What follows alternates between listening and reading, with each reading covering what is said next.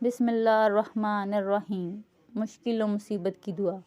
حضرت سلمہ رضی اللہ تعالیٰ عنہا سے روایت ہے کہ رسول اللہ صلی اللہ علیہ وآلہ وسلم نے فرمایا، جس صاحب ایمان پر کوئی مصیبت آئے اور وہ وہی کہے جس کا اللہ نے اسے حکم دیا ہے، اِنَّ لِلَّهِ وَإِنَّ إِلَيْهِ رَاجِعُونَ، اللہم اجرنی فی مصیبتی وَأَخْلِفْ لِی خَیْرًا مِنْہَا، یقیناً ہم اللہ کے ہیں اور اسی کی طرف لوٹنے والے ہیں۔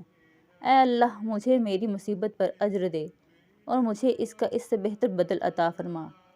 تو اللہ تعالیٰ اس چیز کی بجائے اس سے بہتر ضرور عطا فرمائے گا۔ سلمہ رضی اللہ تعالیٰ عنہا فرماتی ہیں کہ جب میرے پہلے شوہر ابو سلمہ رضی اللہ تعالیٰ عنہ کا انتقال ہوا تو میں نے اپنے دل میں سوچا کہ میرے شوہر مرحوم ابو سلمہ رضی اللہ تعالیٰ عنہ سے اچھا کون ہو سکتا ہے۔ وہ سب سے پہلے مسلمان تھے جنہوں نے گھر بار کے ساتھ رسول اللہ صلی اللہ علیہ وآلہ وسلم کی طرف ہجرت کی، لیکن رسول اللہ صلی اللہ علیہ وآلہ وسلم کی تعلیم کے مطابق میں نے ان کے وفات کے بعد دعا کی تو اللہ تعالیٰ نے ابو سلمہ کی جگہ رسول اللہ صلی اللہ علیہ وآلہ وسلم مجھے نصیب فرمائے۔